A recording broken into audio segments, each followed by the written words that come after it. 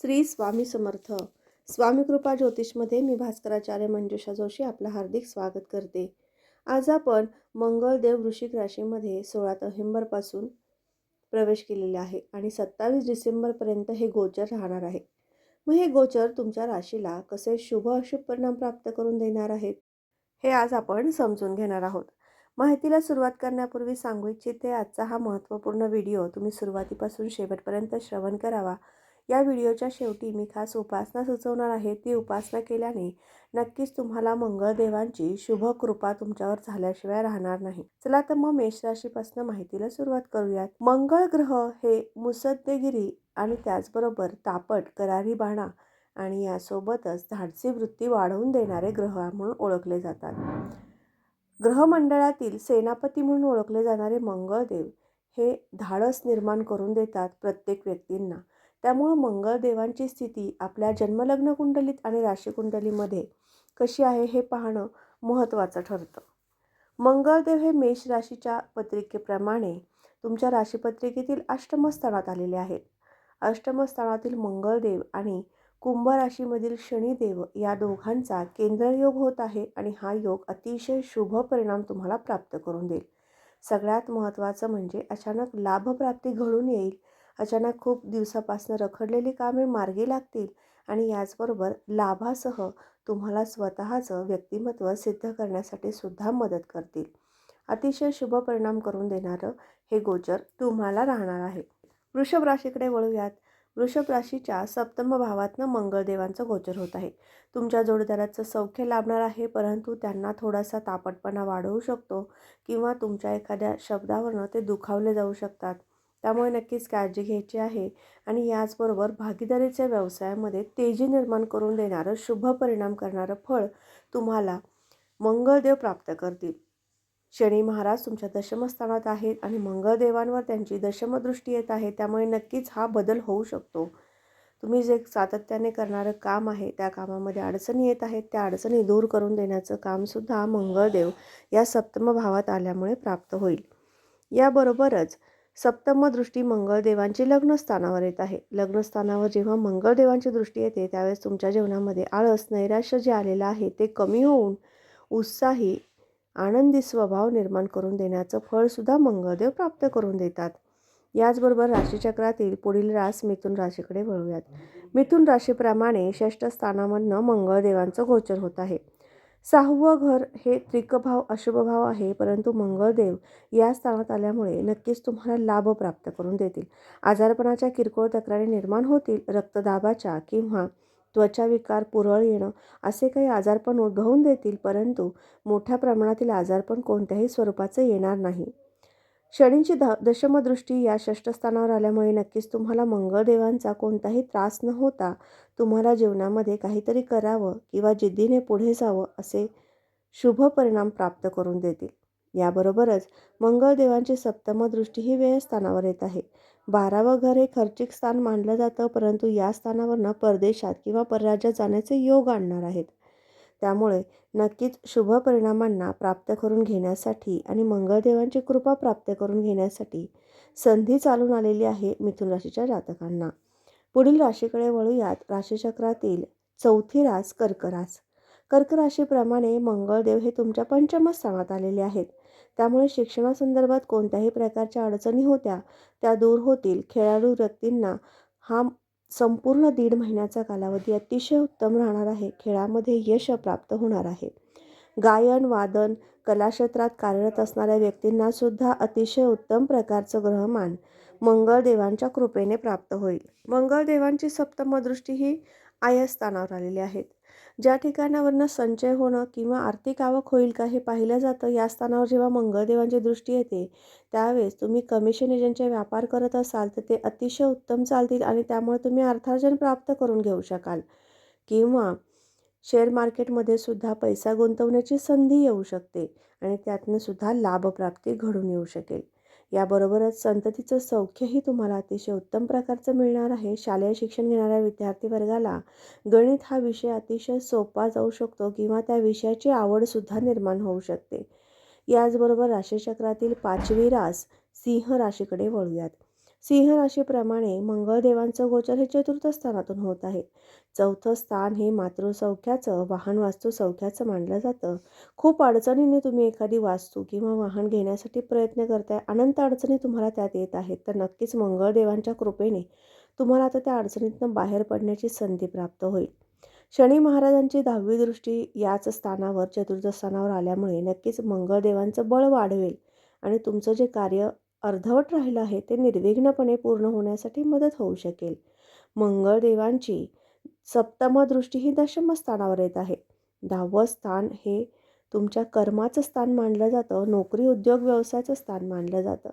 खूप कष्टाने एखादा व्यवसाय उभा केला आहे आणि त्यामध्ये तुम्ही जिद्दीने, चिकाटीने, प्रामाणिकपणे एखादा व्यापार उंचावण्यासाठी, त्याचा स्तर उंचावण्यासाठी प्रयत्न करत आहात, तर त्यामध्ये यश देण्याचं काम आता होईल.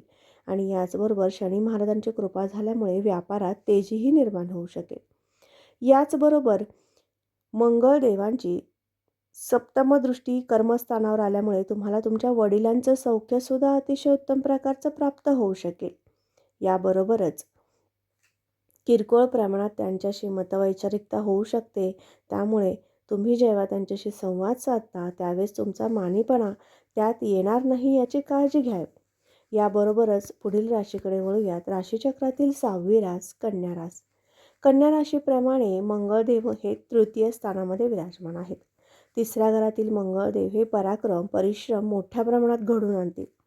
एखाद्या ठिकाणी तुम्ही महत्त्वपूर्ण कार्य करायला जाणार आहात, तर त्या ठिकाणी तुमचा उत्साह महत्त्वपूर्ण असतो आणि तो उत्साहच प्राप्त होऊन या महिन्यामध्ये तुमचं कार्य सिद्धीत जाऊ शकेल. मीडिया क्षेत्रामध्ये, टूर्स अँड ट्रॅव्हल्सचे काही व्यापार असतील किंवा कला क्षेत्रामध्ये तुम्ही कार्य करत असाल, तर ते कार्य अतिशय उत्तम प्रकारे होऊन त्या कार्याचा अतिशय शुभ परिणाम करून देणारा, लाभ प्राप्त करून देणारा कालखंड हाच 1.5 महिना म्हणता येईल. याबरोबरच मंगळदेवांची सप्तम दृष्टी भाग्यस्थानावर येत आहे आणि अष्टम दृष्टी ही कर्मस्थानावर येत आहे. त्यामुळे नोकरीची संधी चालून येऊ शकेल किंवा तुम्ही प्रयत्न केला तर नक्कीच तुम्हाला मनासारखी सर्व्हिस प्राप्तही होऊ शकेल आणि यशही प्राप्त होऊ शकेल. मंगळदेवांची चतुर्थ दृष्टी शनी महाराजांवर येत आहे. त्यामुळे नक्कीच तुम्हाला कामामध्ये नैराश्य, आळस निर्माण होत होता, तो दूर होऊन एखादं कार्य सिद्धीत जाण्याकडे तुमची वाटचाल होऊ शकेल. याबरोबरच कर्मस्थानावरती मंगळदेवांची 8वी दृष्टी आल्यामुळे तुम्हाला आणखीन एक शुभ परिणाम करून देणारं फळ प्राप्त होणार आहे आणि ते म्हणजेच कागद, कापड, रबर, प्लास्टिक, संगणक क्षेत्रातील तुमचे व्यापार असतील तर ते तेजीमध्ये येतील आणि तुम्हाला व्यापारातनं भरपूर मोठ्या प्रमाणात आर्थिक लाभ घडून येईल. पुढील राशीकडे वळूयात. राशीचक्रातील 7वी रास म्हणून ओळखली जाणारी तुळ रास. तुळ राशीप्रमाणे मंगळदेवांचं गोचर हे धनस्थानातून होत आहे. धनस्थानात जेव्हा मंगळदेव येतात तेव्हा पैशाची चंगळ होते असं म्हटलं जातं. मंगळदेवांचं धनस्थानातील गोचर अतिशय लाभदायक म्हणता येईल.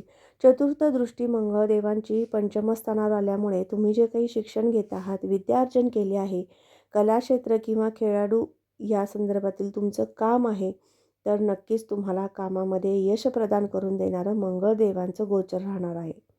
याबरोबरच मंगळदेवांची सप्तम दृष्टी ही अष्टम स्थानावर येणार आहे. त्यामुळे संशोधक वृत्ती वाढणार आहे आणि यश संपादन होणार आहे.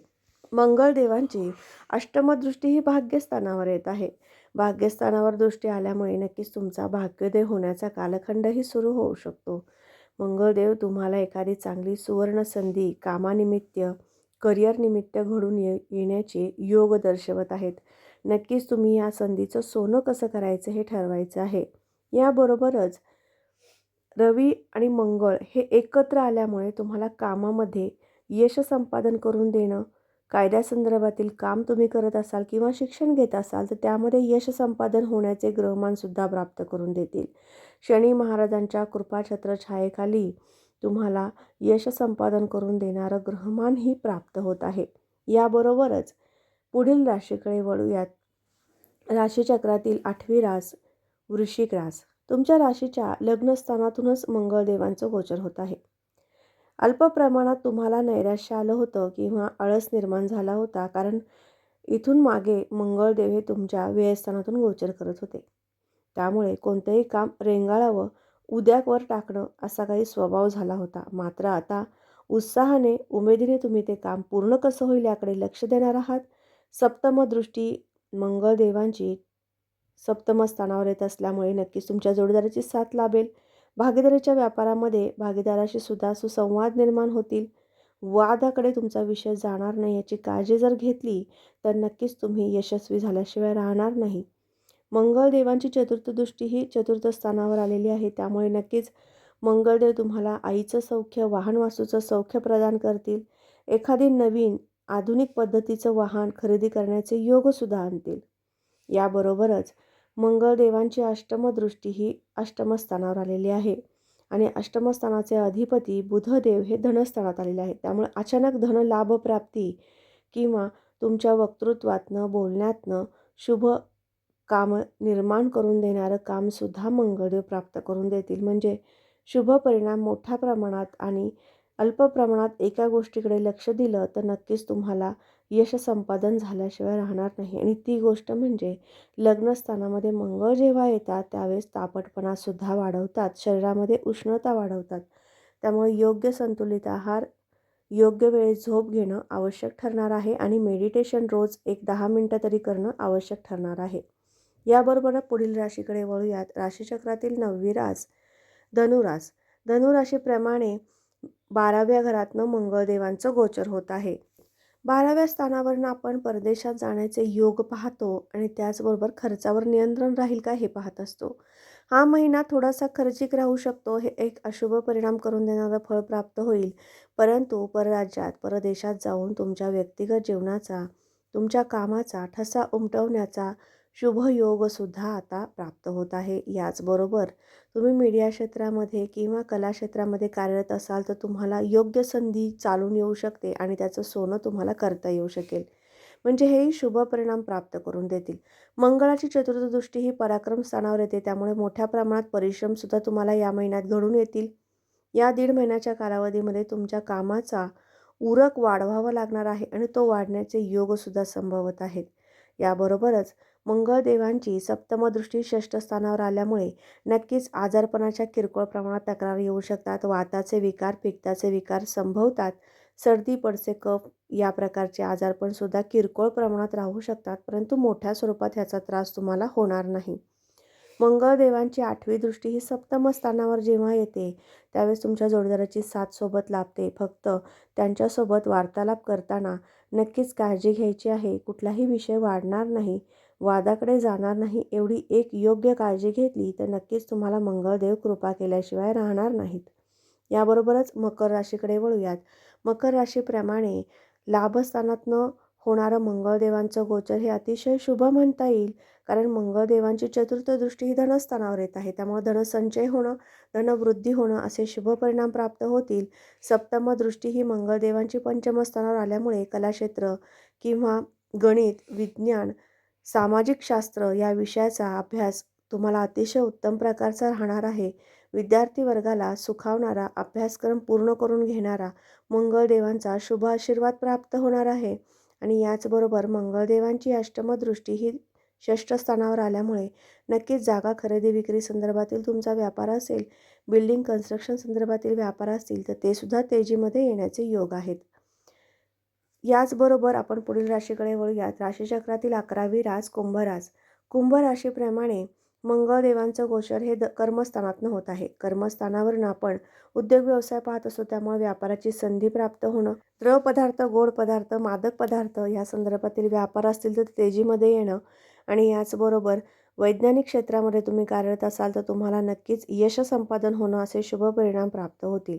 याबरोबरच वास्तूचं सौख्य तुम्हाला उत्तम प्रकारचं लाभेल आणि संततीचं सौख्यसुद्धा उत्तम प्रकारचं लाभणार आहे.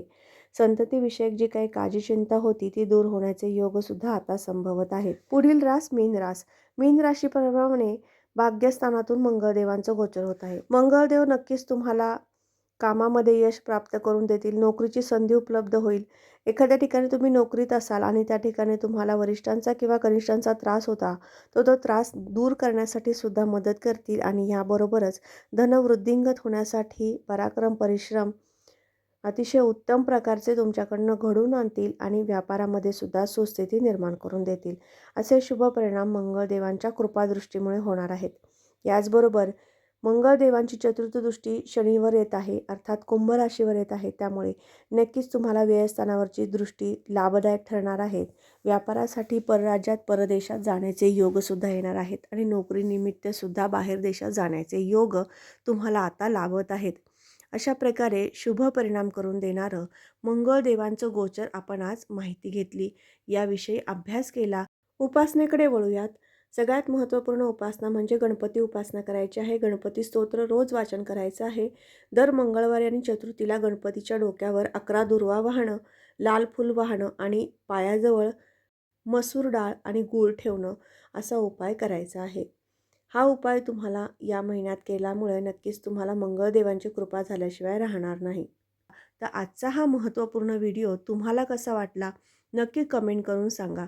याचबरोबर तुम्हाला तुमच्या जन्मलग्न पत्रिकेप्रमाणे 2024 हे संपूर्ण वर्ष कसं जाणार आहे याची माहिती हवी असेल तर नक्कीच तुम्ही मला विचारू शकता.